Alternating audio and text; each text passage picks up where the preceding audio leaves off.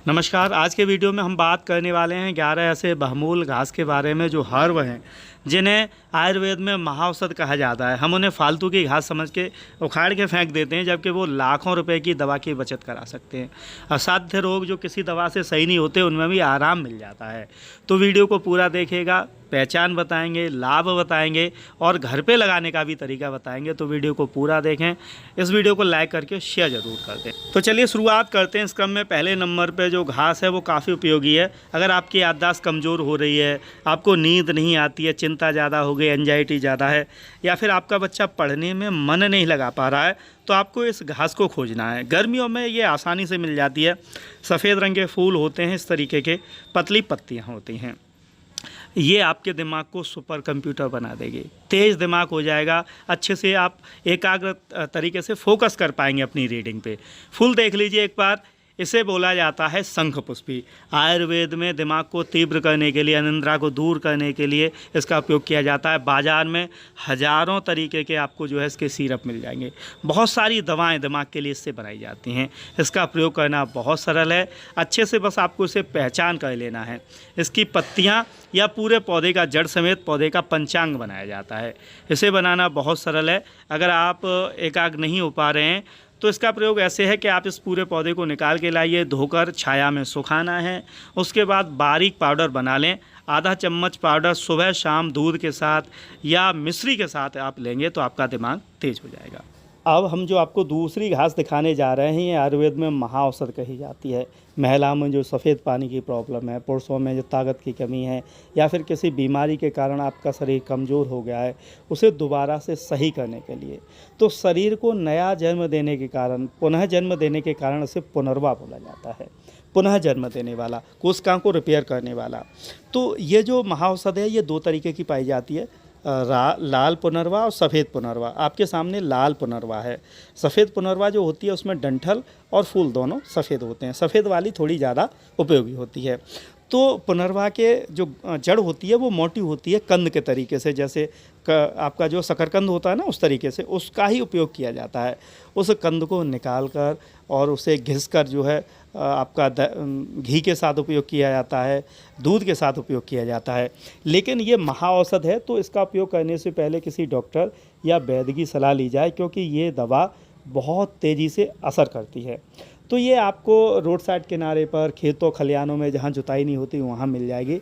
इसका संरक्षण करना बहुत ज़रूरी है, क्योंकि आजकल ये देखने को नहीं मिलती है। अगर आपके यहाँ ये पाई जाती है तो आप इसे किस नाम से जानते हैं, कमेंट में एक बार हमें ज़रूर बताइएगा।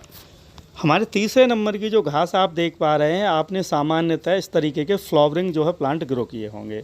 ये है कॉम्फेरा, लेकिन ये देसी वाला कॉम्फेरा है। उसका उपयोग पेट फूलने पर और दमा के लिए किया जाता है। सामान्यतः आप इसे घास फूस समझ के उखाड़ के फेंक देते हैं, लेकिन आयुर्वेद में जो इसके जानकार हैं वो इसकी पत्तियों की चाय से श्वास फूलने वाली दवा का जो है उपयोग करते हैं। इसके अलावा अगर पेट फूल रहा है, दस्त हो गए हैं, उसमें भी इसका जो है उपयोग किया जाता है। लेकिन जैसा कि मैंने पहले ही कहा, सबसे पहले हमें पौधे को अच्छे से पहचानना होता है। पहचान करने के बाद उसे दवा के लिए सही व्यक्ति से सलाह और जानकारी ली जाती है। तो अगर आपके आसपास भी ये घास पाई जाती है तो यह भी एक उपयोगी हर्ब है। इसी क्रम में हमारी जो अगली घास है, ये बहुत ही ज़्यादा उपयोगी है। ततैया ने आपको काट लिया है, बिच्छू ने काट लिया है, इसका रस लगाने से उसके दर्द में आराम मिल जाता है। इसके अलावा खांसी है, जुखाम है, बलगम है, उसमें भी ये काफ़ी आराम दिला देती है। इसकी पत्तियों की जो डिज़ाइन है, इसी के आधार पर इसका जो है नाम रखा गया है। एक बार अच्छे से इसे पहचान लीजिए। जहाँ पुरानी मिट्टी है, जहाँ जुताई नहीं होती है, वहाँ पर ये आपको मिलेगी। घास फूस के रूप में ही पाई जाती है। फूल देख लीजिए, पीले रंग का फूल आता है और इसकी पत्तियाँ विशेष होती हैं। उसी के कारण इसे गौजीवा, यानी कि गाय की जीभ के आकार की पत्तियों के कारण गौजीवा बोला जाता है। ये जहर के असर को कम करने वाली, बलगम को निकालने वाली, साथ ही साथ दाद खाज खुजली में भी आराम दिलाने वाली औषध है। आपके यहाँ इस घास को क्या बोला जाता है, या आपने पहले से देखा है, कमेंट करके हमें ज़रूर बताइएगा। अब मैं जो कटीला पौधा आपको दिखा रहा हूँ, राजस्थान या छत्तीसगढ़ के भाई से एक बार में ही पहचान गए होंगे, क्योंकि ये रेगिस्तानी इलाके का ही पौधा है। कटीला पौधा है, लेकिन काफ़ी फ़ायदेमंद है। हमारे यहाँ मुख्यतः इसका उपयोग दांत निकालने में, जो दांत खराब हो गया है, हिल रहा है, उसे निकालने में किया जाता है। इसके अलावा चोट अगर कहीं लग गई है तो उस चोट के दर्द को सही करने के लिए भी इसका उपयोग किया जाता है। इसे सेहुण बोला जाता है। और सेहुण की जो पहचान है, एक बार देख लीजिए, इसका जो कंद होता है काफ़ी मोटा होता है और उस पर काटीले कांटे होते हैं, और जब हम इसकी पत्तियों को तोड़ेंगे तो इसका रस निकलता है। तो जैसे जो आपका दांत हिल रहा है उस पर इसका दूध नुमा ये रस लगाया जाता है और दांत आपका बिना दर्द के निकल के गिर जाएगा। लेकिन अगर आपने गलती से बिना हिले दांत पर भी इसका रस निकाल लिया ना, तो वो जो हिला हुआ दांत नहीं है वो भी गिर जाएगा। तो सावधानी से प्रयोग करें। ये जो घास आप देख पा रहे हैं ये तो आप पहचान ही गए होंगे। आयुर्वेद में इसे सबसे शक्तिशाली जो है औषध कहा जाता है। एक बार जो बगल में वो फ़ोटो दिखा रहा हूँ उसे पहचान लीजिए। इसे बलशाली औषध के मामले में अतिबला बोला जाता है। और आयुर्वेद में जितनी भी घास फूस हैं जो शरीर को रिपेयर करने के काम आती हैं, आपकी एनर्जी बूस्ट करने के काम आती हैं, उनका उपयोग बीमारी के बाद शरीर को रिपेयर करने के लिए और ताकत प्रदान करने के लिए किया जाता है। तो अतिबला आपको आसानी से दिख जाएगा। इसकी पहचान फूल और इस पे जो फल आते हैं जो मैं अभी पीछे दिखा रहा था उनसे आप इसे पहचान सकते हैं। तो आपके यहाँ इसे किस नाम से जानते हैं और आप इसका कैसे प्रयोग करते रहें वो हमें ज़रूर बताइएगा। लेकिन इसका उपयोग सावधानी से करें, क्योंकि इसके उपयोग से कभी कभी खुजली हो जाती है, तो इसका ध्यान रखना है आपको। ये पौधा तो अक्सर सभी लोग जानते ही हैं, ये है आपका सदाबहार।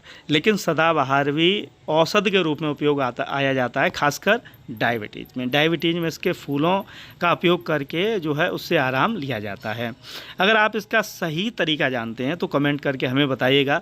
हमारे यहाँ तो ज़्यादातर लोग इसके जो छोटे छोटे फूल हैं उनका उपयोग सुबह खाली पेट खाते हैं और उससे उन्हें डायबिटीज़ में आराम प्राप्त हुआ है। इसे लगाना बहुत सरल है। इसके सीड बन जाते हैं, आप गमले, ग्रो बैग, क्यारियों में बड़ी आसानी से भी लगा सकते हैं।